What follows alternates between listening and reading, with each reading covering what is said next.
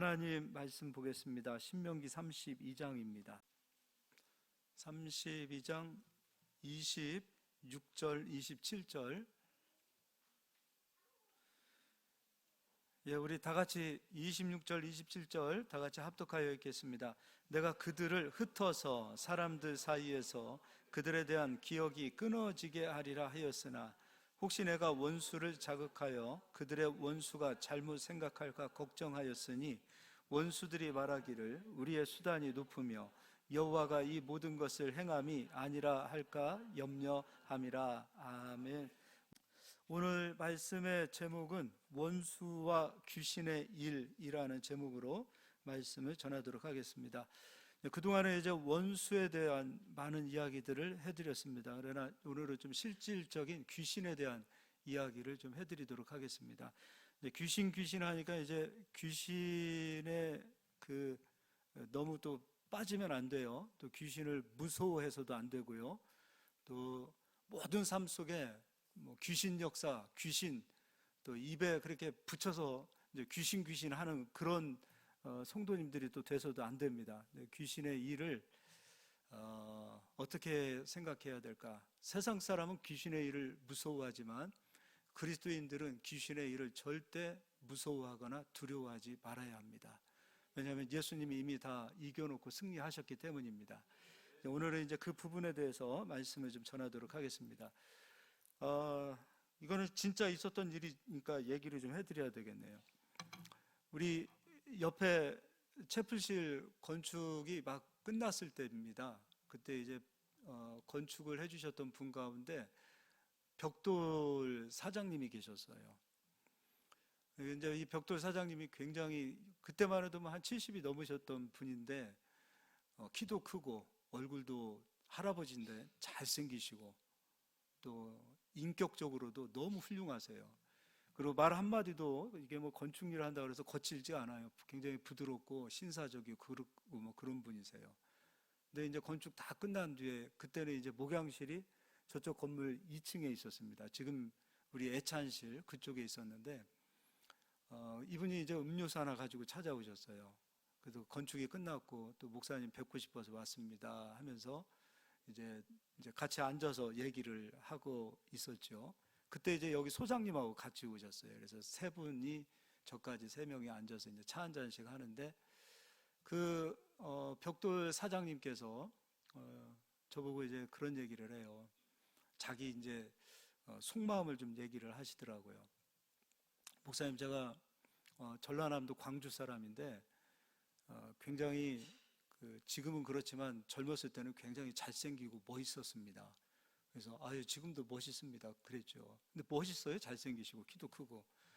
근데 자기를 좋아하던 그 여자가 있었답니다. 짝사랑하던 여자인데 이 여자가 자기를 너무 좋아했지만 자기 스타일이 아니었다는 거예요. 그럴 수 있잖아요. 그래서 이제 뭐라 그러죠? 이제 퇴짜를 논다 그럴까요? 그래서 마음을 주지 않은 거죠.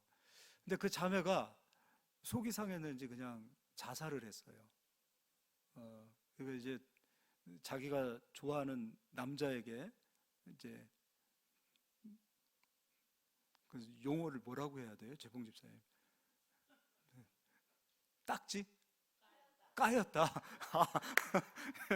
그걸 몰랐네. 자기가 까인 겁니다. 까였다. 좋네요. 그래서 이제 홧김에 이제 자살을 하셨어요. 근데 이분이 이제 그러고 나서 한 10년 이상, 10년 또 한참 이후에 이제 자기가 아는 분을 통해서 이제 절에 간 거예요. 이제 절에 가서 이제 스님들이 이제 차 한 잔씩 주시잖아요. 차 한 잔을 이렇게 따라 주시면서 그 스님이 그런 얘기를 하는 거예요. 절에서는 저기 뭐라 그러나요? 우리는 형제님 이러는데, 예? 이렇게 오는 분을 불자? 뭐라고, 그냥 똑같이 형제님이라고 합시다. 그래서 이제 스님이, 형제님, 정확하게 맞춘 거예요. 스님이 진짜 이 영안이 제대로 열리신 분이죠. 스님이 형제님 옆에 처녀 귀신이 있습니다. 그러면서 그러면서 또 얘기를 하는 거예요. 그 형제님 때문에 자살한 귀신이네요. 이 사람 얼마나 소름 끼치겠어요. 이 사장님께서 형제님 때문에 자살을 했네요. 근데 그 귀신 때문에 형제님 항상 일이 풀리지 않을 것 같습니다. 그 얘기를 하는 거예요. 그러니까 이제 이분이 깜짝 놀라실 거 아니에요. 그래가지고 그 어떻게 해야 됩니까? 그러니까 굿 이제 굿이라고 하나요? 이제 절에서도 우리처럼 이제 뭐 며칠 이런 무슨 제 해가지고서는 그 사람의 영혼을 달래주는 무슨 그런 의식 그런 게 있나 봐요, 제사가. 그래서 그거를 해야 됩니다. 그 얘기를 한 거예요. 근데 그걸 하는데 얼마를 요구하셨냐면 그때 돈이에요. 그때 돈이니까 그게 지금 한 90년도 더 된 얘기잖아요. 90년도, 80년도 이 정도 있었던 얘기인데 그때 돈으로 1억을 스님에게 드렸어요. 1억을. 그런데 이 분이 돈이 문제가 아니고 저한테 온 이유는 목사님, 그 귀신이 진짜 나갔나요? 저한테 있나요? 물어보기 위해서 온 거예요. 예, 나갔나요? 근데 진짜 이참에 나도 한 2억 부를까? 아, 근데 우리 그럴 수 없잖아요. 그래서 이제 제가 사장님 귀신이 아직 있는 것 같습니다. 그랬어요. 그랬더니 막 갑자기 막 이분이 막 안절부절 못하는 거예요. 그런데 그 스님은 1억을 요구하고 1억을 받으셨지만 하나님의 은혜는 공짜입니다. 그랬어요. 하나님의 은혜는 공짜입니다. 그리고 나서 그 스님은 1억을 받았지만 귀신은 잠깐 떠난 것 같지만 그 귀신은 우리 사장님 삶 속에 항상 함께 하였을 것입니다. 근데 하나님의 은혜는 공짜이지만 한 번 이제 귀신이 떠나면 이제 사장님 주위에 영원히 귀신이 함께하지 않을 겁니다. 이분이 막 깜짝 놀라는 거죠. 그러고서 복음을 이제 성경을 통해서 복음을 이렇게 전해줬죠. 전해주고 예수님께서 우리 죄와 사망을 가지고 가셨습니다. 죄와 사망이 있는 곳에서는 귀신이 역사합니다. 아무리 1억이 아니라 10억을 갖다가 스님에게 드리고 제사를 드렸다 하더라도 그 10억으로 1억으로 우리 사장님의 죄와 사망, 이 근본적인 죄 문제는 해결되지 않기 때문에 언제나 사망의 영, 어둠의 영, 귀신들은 역사합니다. 그러나 우리 예수님께서는 사망 그리고 죄, 이 문제, 이 근원 자체를 끊어내셨기 때문에 영원히 이제 하나님 자녀로서 권세를 누리며 살 것입니다. 근데 조건이 있습니다. 믿어야 합니다. 저는 오늘 이 말씀을 전했고 사장님은 믿으면 됩니다. 그랬더니 이분이 이제 믿겠습니다라고 얘기하더라고요. 근데 믿고 난 이후에 근데 귀신이 떠났는지 안 떠났는지 어떻게 알 수 있죠? 그러더라고요. 그리고 이제 그분이 오실 때 이 허리 디스크뿐만 아니라 허리가 아주 그냥 심하게 망가져 있는 분이에요. 이거 보통은 허리가 다치면은 앞으로 숙여지는데 이분은 옆으로 이렇게 돼 있어요. 약간 옷을 입어도 약간 이렇게 돼 있는 분이죠. 근데 이 상태로 수십 년은 아니도 한 몇 년을 그렇게 사셨던 것 같아요. 그래서 이제 복음 다 가르쳐 드리고 기도해 드렸어요. 그리고 이제 우리 성도님들에게도 가끔 허리 아플 때 해드리는 것처럼 허리에다 손을 얹고 그냥 간단하게 예수의 이름으로 허리는 펴질지어다. 그리고 허리를 붙들고 있는 귀신은 떠나갈지어다.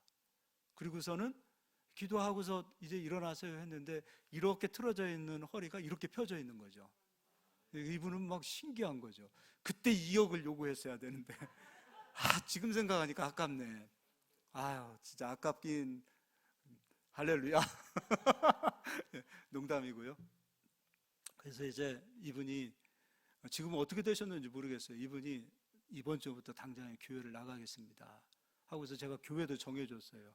어디 교회 집 근처에 거기 교회 괜찮은 교회니까 거기로 가세요 하고서 그리고 이렇게 제가 가끔 체크했죠. 진짜 교회 가는지. 그랬더니 다니시고 또 신앙생활 하시는데 지금은 어떻게 되는지 모르겠습니다. 제가 왜 이야기를 하냐면요, 실질적으로 세상 사람들은 귀신을 굉장히 두려워합니다. 은근히 무서워합니다. 귀신의 그 역사, 귀신의 일들, 이런 것들을 두려워할 뿐만 아니라 그 두려움에 정말로 괴로움 속에서 살아가는 많은 분들이 계시다는 거죠. 그렇기 때문에 오늘도 제가 이 말씀을 통해서 이 귀신의 일들이 무엇이고 또 귀신의 역사를 끊을 수 있는 길이 무엇인지를 우리가 다시 한번 좀 복습한다라는 생각으로 그 말씀을 좀 한번 전하도록 하겠습니다. 오늘은 처음부터 끝까지 뒤로 넘겨서 마태복음을 보도록 하겠습니다. 마태복음 5장을 보겠습니다. 5장 23절 제가 읽어드리겠습니다. 그러므로 예물을 제단에 드리다가 내 형제에게 원망 들을 만한 일이 있는 것이 생각나거든 예물을 제단 앞에 두고 먼저 가서 형제와 화목하고 그 후에 와서 예물을 드리라. 자, 여기서 5장에서 예물을 제단에 드리다가 거기서 내 형제에게 원망 들을 만한 일이 있는 것이 생각나거든. 그럼 예물을 제단 앞에 두고 그러면 형제와 화목하지 못한 상태에서의 예배는 하나님께서 받지 않으시겠죠. 그리고 먼저 가서 형제와 화목하고 그 후에 와서 예물을 드리라. 사랑하지 못한 그 상태에, 이거는 이제 실제적인 예수 믿는 우리들에게 얘기하는 부분이에요. 그리스도인들이 믿음으로 거듭났어요. 믿음으로 거듭났는데도 불구하고 뭔가 모르게 어둠의 일들이 있는 것들, 귀신의 역사가 있는 이유는 바로 100% 여기에 있어요. 일이 안 풀리는 것은 우리가 두 번째 계명 서로 사랑하라를 이루지 못하고 있어요. 예수님의 계명은 두 가지입니다. 첫 번째, 예수 그리스도를 믿음으로 모든 죄에서 용서받는 것이고요. 두 번째 계명은 서로 사랑하는 겁니다. 근데 예수님을 믿는 믿음을 가지고 예수님 안으로 들어온 자들이 두 번째 계명을 잘 못 지키게 되어질 때 문제는 계명을 어긴 자이기 때문에 거기에는 어둠이 역사할 수 있다는 겁니다. 그거는 이제 요한사도를 가서 보겠습니다. 요한 1서를 가서 보겠습니다. 요한 1서 2장입니다.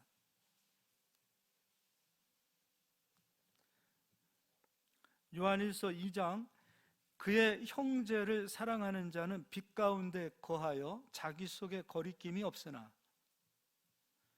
빛 가운데 있는 자가 있고 빛 가운데 있다 하면서 어둠에 있는 자들이 있을 수 있죠.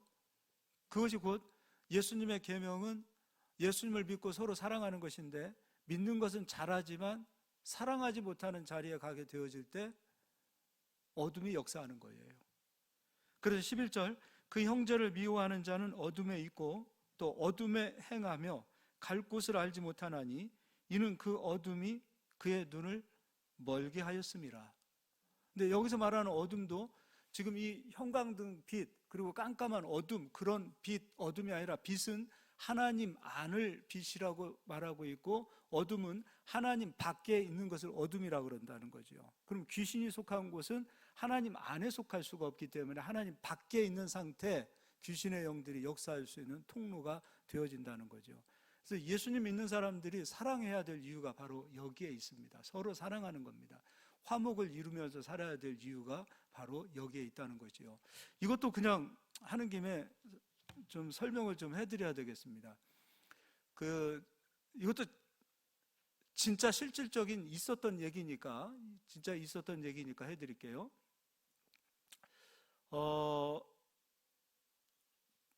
한 12시, 1시쯤 되어서 원래 목사님한테 전화하는 거 굉장히 실례죠. 근데 12시, 1시 넘어서 그 권사님 한 분에게 전화가 왔습니다. 우리 교회 성도님은 아니에요. 근데 신뢰를 무릅쓰고 전화를 했어요. 근데 전화가 온 이유는 무엇이냐면 도대체 귀신이 자기 집에서 너무 막 괴롭혀서 못 살겠다는 거예요. 그래가지고서 이제 아니 뭔 귀신이 그렇게 괴롭히냐 그랬더니 이렇게 밤중에 TV를 보면서 이렇게 TV를 이렇게 보고 있으면 귀신이 뒤통수를 툭 때리고 간대요. 소름이 끼칠까 뭐야 하고 뒤돌아보면 아무도 없어요.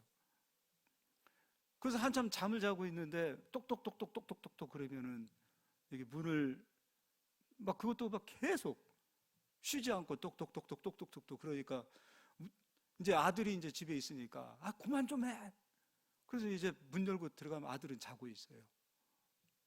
또 아들이 막 와가지고서는 아 엄마 왜 이렇게 똑똑거려요 그러면은 아 나는 방에만 있었는데. 그리고 한밤중에 막 그 냉면 그릇 밥그릇 긁는 그 소리 아시죠? 막 긁는 소리가 들리고요. 냄비 긁는 소리 들리고요. 그리고 막 수도꼭지 물이 막 콸콸콸 아무도 없는데 막 밤중에 틀고. 근데 이게 하루 이틀이면 괜찮은데 이게 계속 지금 이어진다고 생각해 보세요. 근데 그 아들이 전도사님이에요. 이분은 권사님이고 남편분은 안수 집사님이세요. 이제 이해가 안 가는 거예요. 믿음이 좋은 집이고 그래서 같이 모여서 가정 예배도 드렸다는 거예요. 이것 때문에 기도도 하고. 그래서 이제 제가 갔죠. 갔는데 이제 믿음이 좋은 집 아니에요. 이 집은 아들이 신학생이고 전도사님이고. 그래서 이제 제가 그럼 뭐가 걸리는 거예요? 믿음이 걸리는 거예요? 사랑이 걸리는 거예요? 사랑이 걸리는 거죠. 그럼 진단을 내릴 수가 있잖아요. 권사님은 이 가정에 누군가하고 지금 묶여 있는 것이 굉장히 심하게 있을 것 같은데 누굴 그렇게 미워하셨어요? 그랬죠. 그렇잖아요. 진단 딱 내려지는 거잖아요. 뭘 그렇게 얼마나 미워하셨길래 이런 현상이 나타났을까요? 근데 이분이 이제 그 얘기를 딱 듣자마자 정말 눈물을 펑펑펑펑 흘리시는 거예요. 어머님이 어머님 돌아가시고 장례 치른 지가 한 달 정도가 된 상황이에요. 돌아가시고 나서부터 그렇게 된 거예요. 어머님 돌아가시고 나서부터. 근데 그 어머님께서 홀로 되신 어머님이 치매를 앓고 계셨어요. 치매를 앓고 계셨는데 하나밖에 없는 자기 남동생이 교회 담임 목사님도 아니고 부목사님이에요. 부목사님을 하시면서 치매에 걸린 어머님을 모시고 사셨어요. 훌륭하지 않아요? 저도 어머님 모시고 부모님 모시고 살아봤기 때문에 그것이 쉬운 일은 아니라고 생각해요. 근데 장례식 끝나고 나서 결산하잖아요. 결산하는데 이 권사님 집은 남편분이 그래도 삼성에 이사 정도 되다 보니까 손님이 많아요. 그러고 보니까 뭐 그 축의금 뭐라 그래? 예? 부의금. 예, 부의금이 마땅히 우리 권사님 쪽이 가장 많을 거 아니에요. 근데 우리 남동생이 남동생의 아내가 그 교회 사모님이니까 사모님이 그 얘기를 한 거예요. 우리가 그동안 어머님 모셨으니까 장례 치르고 남은 비용은 저희가 좀 다 가져도 되지 않겠습니까? 그 말에 이제 열이 받으신 거예요. 그러고서는 이제 나머지 형제들에게 야, 걔 며느리 걔 못 쓰겠더라. 그 남동생 걔 목사라는 애가 그렇게 욕심이 많아서 어떻게 하겠느냐. 그래서 자기가 형제들 시간에 아주 그냥 그렇게 못된 아주 그냥 쓰레기로 만들어 놓은 상황이었던 거죠. 그래서 그게 걸렸던 거죠. 근데 지금도 그게 안 풀렸었는데 말씀을 듣고 보니까 내가 얼마나 참 속 좁은 인간인지 이제 깨달았습니다. 그래서 내가 그때 권사님한테 그랬어요. 권사님은 집안도 잘 사시고 돈도 많으시고 자식도 잘 되고, 나 같으면은 내가 그 권사님 정도 그렇게 돈 있고 그러면 한 1억 정도 남동생에게 수고했다고, 돈 떼어서 주겠다고. 아니, 돈 가진 사람들이 더 욕심을 부리냐고. 그 수고하고 고생하고 치매 걸린 어머니를 제가 봤거든요. 그런 어머니를 모시고 묵묵히 교회를 섬기고 있었던 그분들 심적으로 엄청 힘들었을 텐데 진짜 어찌 그렇게들 그렇게 속들이 좁은지 모르겠다고. 그래서 이거 끝나고 권사님은 무조건 남동생에게, 그 목사님이죠, 사모님에게 무조건, 아마 적금 드신 거 있으실 텐데, 돈 많으실 텐데 권사님이 할 수 있는 한 해서 좀 보내주시라고, 그리고 미안하다고 얘기하고 고맙다고 얘기하고, 그래야 풀릴 겁니다 그랬어요. 그래야. 제 말 듣고도 또 돈 욕심 나서 또 돈 안 주면 안 풀릴 겁니다. 겁을 잔뜩 줬어요. 그리고서는 이제 다음날 전화를 했어요. 진짜 돈 드렸어요? 그랬죠. 그랬더니 목사님 가고 나서 처음으로 잠다운 잠을 잤습니다 라고 얘기하시더라고요. 우리 그리스도인들은 귀신과 동떨어진, 그리고 예수님이 다 이겨놓으셨기 때문에 이제 뭐 귀신의 역사는 없을 것이다 라고 얘기하지만 그렇지 않습니다. 우리가 예수님을 잘 믿고 있다 하더라도 이 미움, 증오, 그리고 이 화목의 관계를 온전히 이루지 못하게 되어지면 귀신의 역사가 어둠의 역사로 성도들의 그 기업과 가정에서도 역사한다는 것을 꼭 기억하셨으면 좋겠습니다. 이거 굉장히 중요한 거예요. 그래서 예수 그리스도를 믿는 자들은 믿음만 가지고 온전하지 못합니다. 사랑해야 됩니다. 교회에서도 사랑해야 돼요. 가정에서도 사랑하세요. 부모와 자식 간에도 사랑하실 수 있기를 바라고요. 남편과 아내의 관계에도 사랑해야 됩니다. 사랑해야 돼요. 자꾸 우리는 예수 믿는 사람들이 이걸 막 풀지 못하고 가기 때문에 예수 믿는 사람들이 잘 일이 안 풀리는 이유가 여기 있다는 것을 잘 모르는 것 같아요. 귀신이 역사해봐야 좋을 거 하나도 없습니다. 우리는 힘을 다해서 믿고 힘을 다해서 사랑하고 용서하고 그리고 좀 넓은 마음을 가지고 사는 저희들이 되기를 예수의 이름으로 축복합니다. 이제 다시 마태복음 12장을 가서 보겠습니다.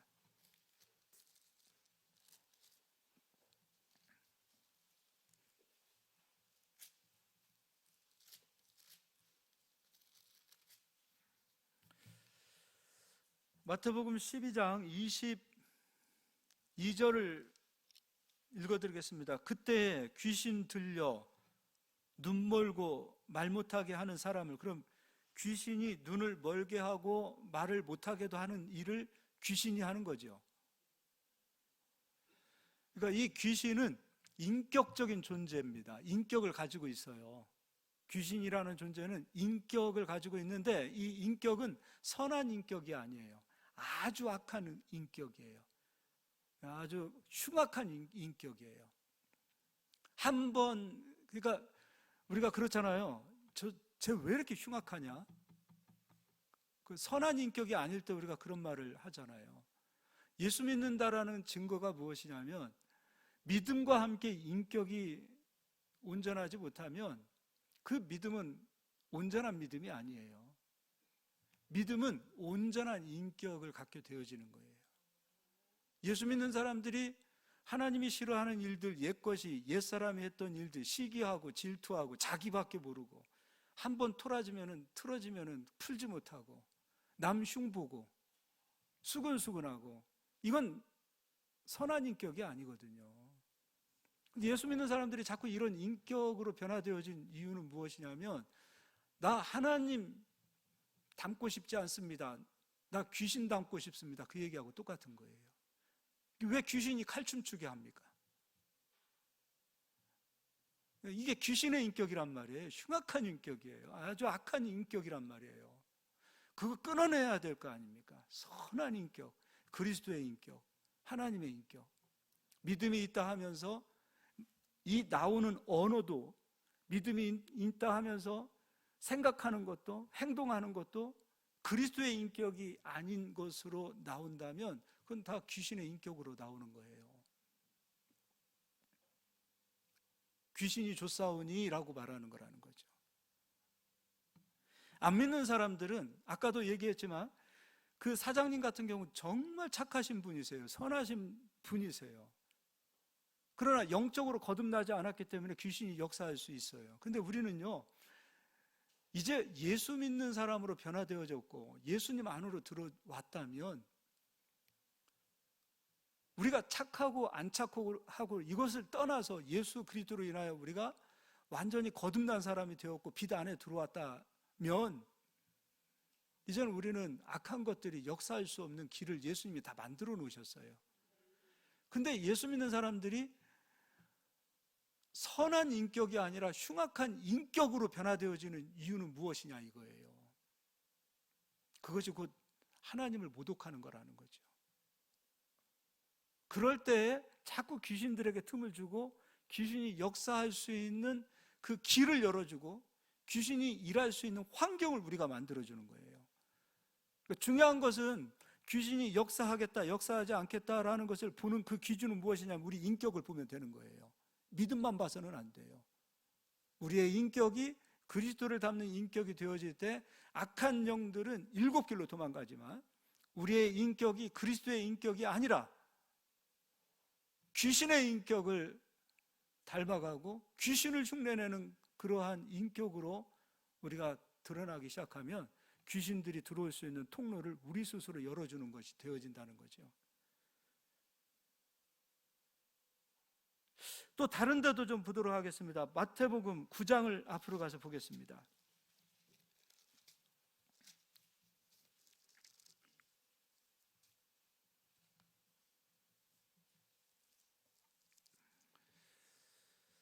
(9장) 32절을 보도록 하겠습니다. 9장 32절입니다. 그들이 나갈 때에 귀신 들려 말 못하는 사람을 예수께 데려오니 귀신이 쫓겨나고 말 못하는 사람이 말하거늘 무리가 놀랍게 여겨 이르되 이스라엘 가운데서 이런 일을 본 적이 없다 하되, 그리스도는 귀신의 일을 쫓아내는 일을 하시는 거예요. 귀신의 일을 멸하셨고 귀신이 역사하는 그 모든 것들을 예수님은 쫓아내시는 일들을 하시는 것을 보게 됩니다. 또 이제 마태복음 8장도 가서 보겠습니다. 8장 14절입니다. 예수께서 베드로의 집에 들어가사 그의 장모가 열병으로 앓아 누운 것을 보시고 그의 손을 만지시니 열병이 떠나가고, 열병입니다. 열병이에요. 열병이 고침받고 이렇게 쓰지 않았어요. 열병이 떠나갔다고 표현하고 있어요. 그러니까 열병이 그 베드로 장모님 속에 들어간 거예요. 장모 속에 열병이 들어가 있는 거예요. 들어가 있기 때문에 열병이 나갔을 때 떠나갔다라고 표현하고 있는 거예요. 이 열병을 인격으로 표현하고 있어요. 열병이 떠나가고 여인이 일어나서 예수께 수종 들더라. 저물매 사람들이 귀신 들린 자를 많이 데리고 예수께 오거늘 예수께서 말씀으로 귀신들을 쫓아내시고 병든 자들을 다 고치시니, 예수님께서 말씀으로 귀신을 쫓아내시고 병든 자들을 고치셨어요. 그럼 우리 이렇게 생각해 보자고요. 귀신은 사람 속에 들어갈 때에 귀신이라는 그 흉악한 존재를 드러낼 때 무엇으로 드러내냐면 바로 병으로 드러냅니다. 그리고 때로는 인격으로 드러내기 시작합니다. 그러니까 우리가 감기도 한번 얘기해 보자고요. 또 이거 예민하게 듣지 마세요. 감기도 감기 걸렸다라고 표현하죠. 근데 내 속에 감기가 있던 것이 드러나는 겁니까? 아니면 바깥에 있는 것들이 찾아 들어온 겁니까? 찾아 들어오는 거죠.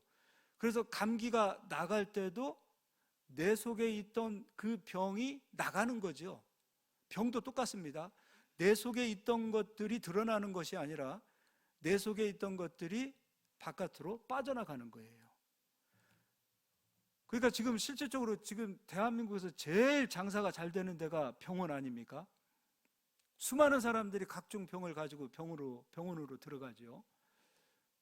그러면은 그 병을 우리는 이제 만약에 거기에는 뭐 무슨 각종 병들이 있다 하더라도 우리는 그 각종 병을 이렇게 드러나는 것으로 보지만 그 병을 일으키는 영적인 존재들은 귀신들이란 말이죠. 그렇지 않아요? 그러면 대한민국의 종합병원들은 귀신들의 집합소지요. 수많은 각종 귀신들이 모이는 곳이 어디냐면, 처소가 어디가 되냐면 종합병원이에요. 근데 예수 믿는 사람들이, 정신 나간 사람들이 좀 쉬려고 병원으로 들어가고 있어요. 며칠 좀 갔다가 병원에서 쉬고 오려고. 휴가 갈 때가 병원밖에 없어요. 우리가 깨어있지 못한 상태가 되어지면 각종 더러운 영들을 또 묻어가지고 나오는 거예요. 그러니까 예수님 오늘 말씀하고 계세요. 각종 병, 각종 연약한 것들을 말씀으로 쫓아내셨다라고 말하고 있어요.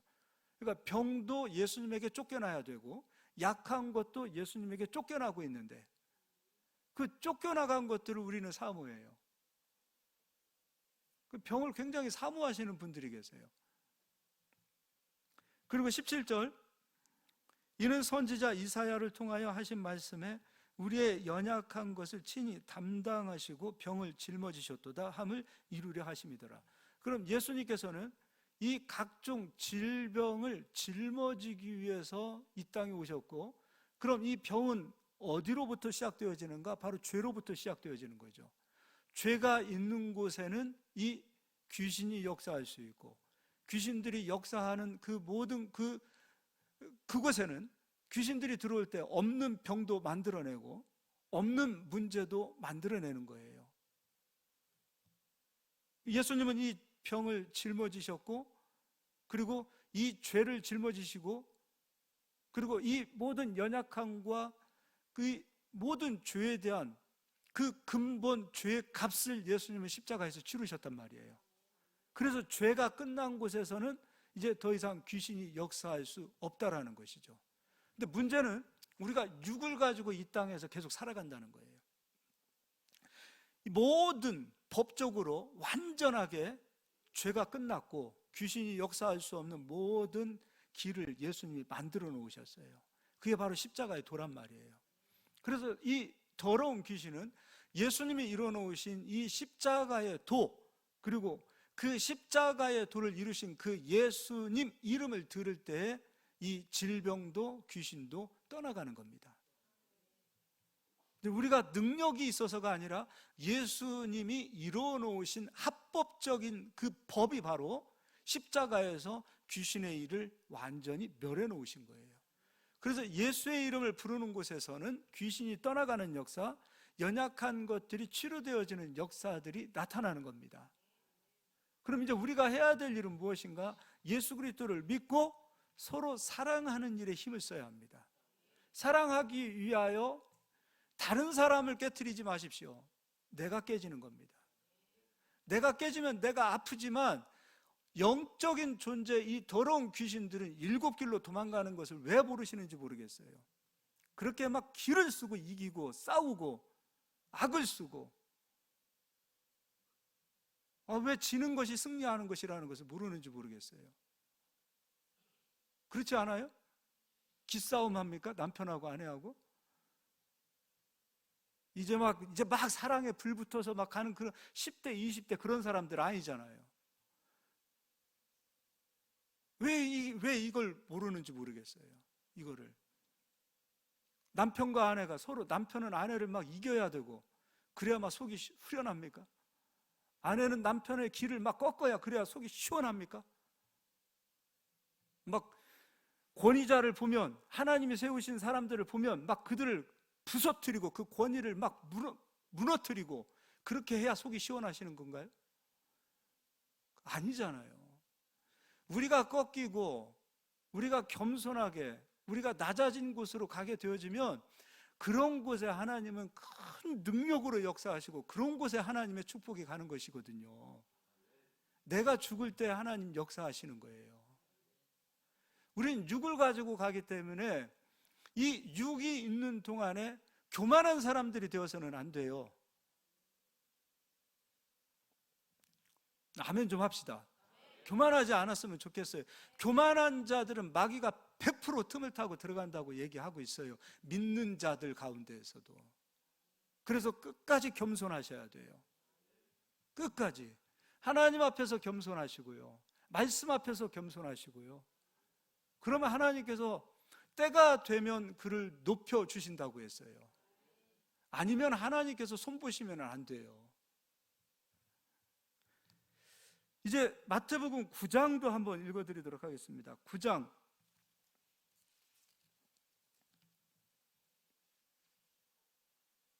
2절을 읽어드릴게요. 9장 2절. 침상에 누운 중풍병자를 사람들이 데리고 오거늘 예수께서 그들의 믿음을 보시고 중풍병자에게 이르시되 작은 자야 안심하라 내 죄사함을 받았느니라. 그럼 이제 더 설명 읽지 않고 설명해 드리겠어요. 중풍병 걸린 사람이 중풍병이 걸릴 수밖에 없었던 이유를 설명하고 있어요. 바로 예수님께서는 중풍병아 나아라 이렇게 말씀하지 않았어요. 너 죄사함 받아라. 그럼 중풍병이 걸릴 수밖에 없었던 그 이유는 그 사람이 죄를 가지고 있었기 때문이에요. 중풍병을 고쳐주시기 전에 죄에 대한 문제를 해결해 주셨어요. 죄가 깨끗하게 되어진 그 상태에서 시간이 지나고 조금 뒤에 보니 중풍병이 고침을 받는 모습을 보게 됩니다. 다른 말로 병에 걸린 사람이 있을 때 그 병 걸린 사람의 병을 고치는 것보다 더 중요한 것이 무엇이냐면 그 사람의 죄가 깨끗하게 되는 거예요. 예수 그리스도를 믿음으로 모든 죄가 용서함 받는 게 더 중요한 것이에요. 죄 문제가 해결되지 않은 상태에서 귀신 쫓아내주고 죄 문제가 해결되지 않은 상태에서 병을 고쳐놓으면 조금 있으면 그 죄 문제가 해결되지 않았기 때문에 악한 귀신 7이 더 속으로 들어가겠죠. 병을 고침받는 그 문제보다 우리의 사업이 잘 되는 그 문제보다 먼저 우리 삶 속에 회복되어지는 문제보다 더 중요한 것이 우리 죄 문제예요. 우리 죄가 예수로 인하여 깨끗하게 되어졌다는 사실, 예수 그리스도를 믿음으로 내 모든 죄가 용서받았다는 그 사실, 이 복음이 그 심령 속에 먼저 채워졌을 때 그 이후에 병고침이 나타나야 된다는 겁니다. 그래서 전도할 때도 문제가 있을 때도 귀신 들린 사람도 먼저 귀신 쫓아내는 거 아니에요.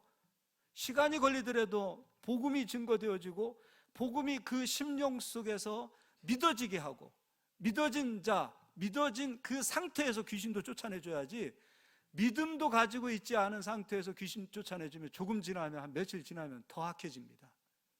내 모든 죄가 예수로 인하여 깨끗하게 되어졌다는 그 사실, 제가 처음 얘기해 드렸잖아요. 1억 가지고서 그 죽은 사람의 영혼을 위로해 주는 거, 그거 했다고 해서 그 사람의 문제가 해결되지 않습니다. 예수님만이 우리의 죄 문제를 해결할 수 있기 때문에 그것이 해결되어진 이후에 귀신도 쫓아내주고 병도 고쳐줄 때 허리 틀어진 것도 디스크도 그 이후에 고침받는 역사가 나타나는 겁니다. 이게 먼저고 고침받는 것이 그 뒤라는 것을 기억하실 수 있기를 바랍니다. 그 다음에 이제 마태복음 15장도 이제 뒤로 넘겨서 보도록 하겠습니다.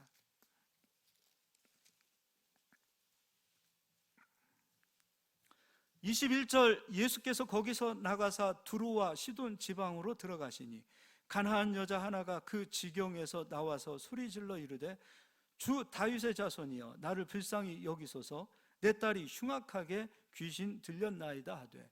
귀신의 역사는 흉악합니다. 우리의 인격 흉악하면 안 돼요. 예수 믿는 사람들의 인격이 선하고 아름다운 인격이 되셔야 돼요. 근데 가나안 여인이에요. 예수님 기준으로 보았을 때 택함 받은 자가 아니란 말이에요. 나 너하고 상관없다. 예수님께서 단호하게 그 여인의 자존심을 긁어대기 시작합니다. 근데 이 여인의 믿음을 보십시오. 그 여인이 어떤 말씀으로 예수님에게 다가서는가? 27절입니다. 26절부터 읽어드릴게요. 대답하되 이르시되 자녀의 떡을 취하여 개들에게 던짐이 마땅하지 아니하니라. 이 여자를 개 취급하고 있어요. 내가 떡을 개에게 주지 않겠다라고 얘기하고 있어요. 그때 27절 여자가 말합니다. 이 여자의 이 마음을 보세요. 이 겸손함을 좀 보세요.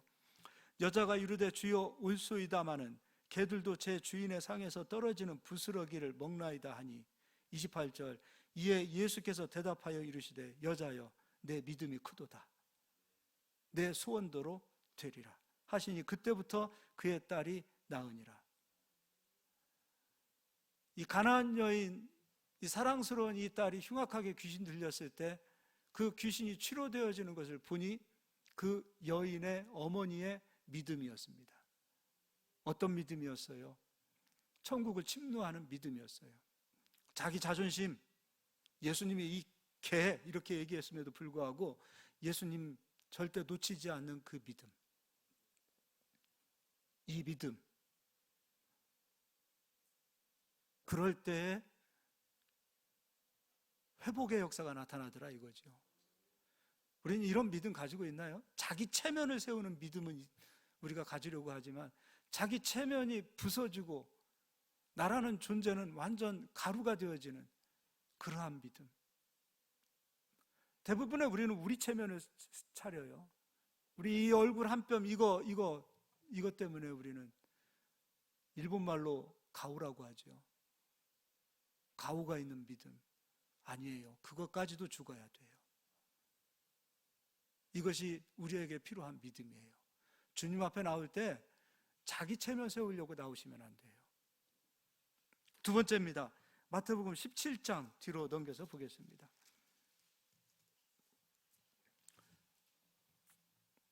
14절입니다. 그들이 무리에게 이르매 한 사람이 예수께 와서 꿇어 엎드려 이르되 주여 내 아들을 불쌍히 여기소서. 그가 간질로 심히 고생하여 자주 불에도 넘어지며 물에도 넘어지는지라. 그럼 귀신이 하는 일은 뭐예요? 이 아이를 불로도 물로도 데리고 가죠. 실질적으로 간질, 이거는 우리 본래의 인격이 아니라 귀신의 인격이 그 아이를 통해서 간질로 드러나는 거 아니에요. 흉악한 아까 그 여자아이가 귀신이 들려서 그의 인격이 흉악하게 드러나는 모습들을 보십시오. 우리가 세상을 살아가는 데 있어서 지금 이 간질과 같은 이게 우리의 인격뿐입니까?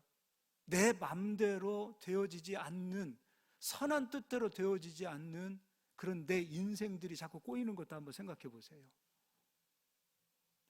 때로는 우리의 사업처와 기업이 내가 생각했던, 내가 소중히 여겼던 것들이 하나하나 틀어져 가는 것들은 지금 이 상황 아니냐 이거예요.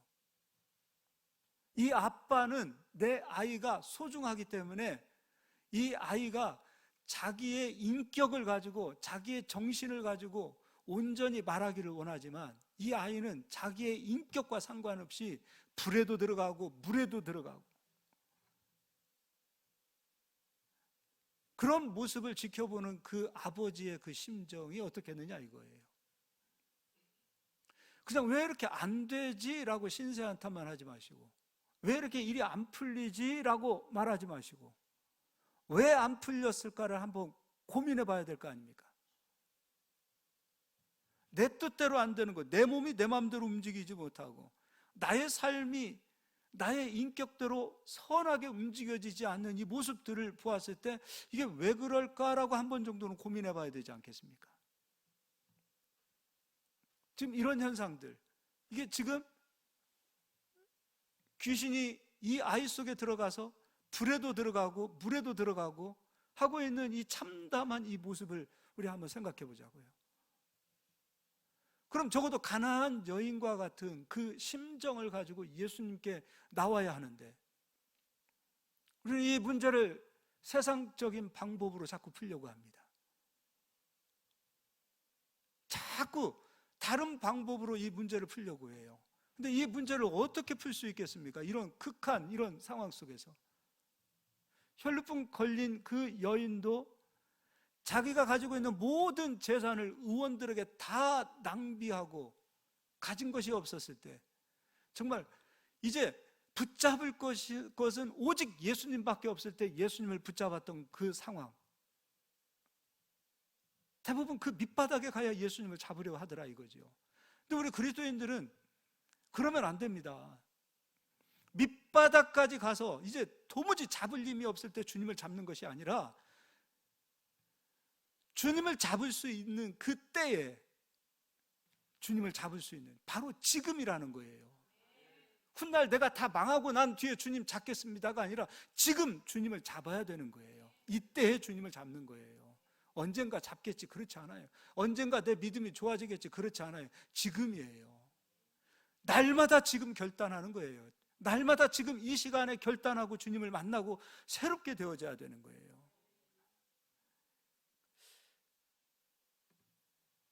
20절 예수님께서 그 진단을 내리십니다. 18절 읽어드리겠습니다. 이에 예수께서 꾸짖으시니 귀신이 나가고, 누구를 꾸짖은 거예요? 아이를 꾸짖은 거예요? 귀신을 꾸짖은 거예요? 꾸짖으셨어요. 그리고 그때부터 나으니라. 이때 제자들이 조용히 예수께 나와 이르되 우리는 어찌하여 쫓아내지 못하였나이까? 이르시되 너희 믿음이 작은 까닭이라. 진실로 너희에게 이르노니 만일 너희에게 믿음이 겨자씨 한 알만큼만 있어도 이 산을 명하여 여기서 저기로 옮겨지라 하면 옮겨질 것이요 또 너희가 못할 것이 없음이라. 귀신을 쫓아내지 못했던 이유는 무엇의 차이였어요? 믿음이 없었기 때문에. 그리고 21절은 없음이에요. 바로 우리의 이름을 거기다 한번 넣어보자 이거예요. 성경에서 없음 이렇게 나오는 부분은 한번 생각해보고 가야 될 문제예요. 바로 거기 뒤에는 바로 반드시 나의 이름을 거기다 넣고 나는 이와 같은 믿음이 있는가? 나는 이런 사람은 아니었는가? 자기 자신을 한번 돌이켜보자 이겁니다.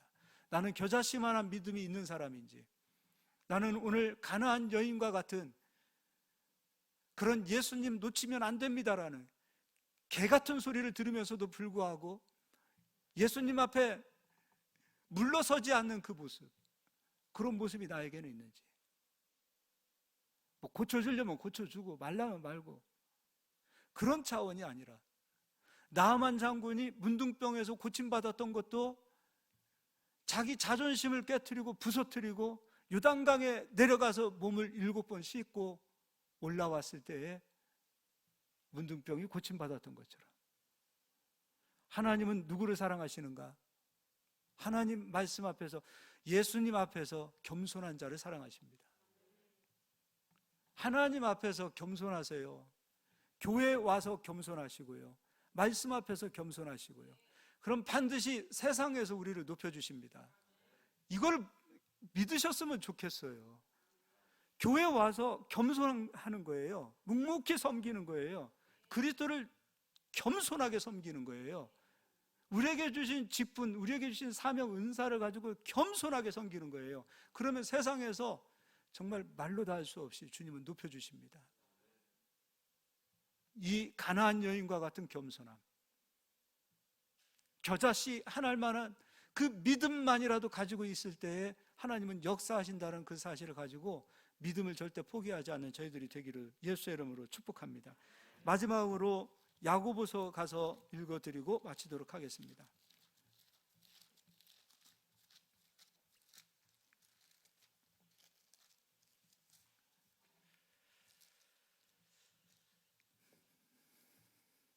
죄송합니다. 베드로 전서를 가서 보겠습니다. 야고보서는 말고 전서를 보겠습니다.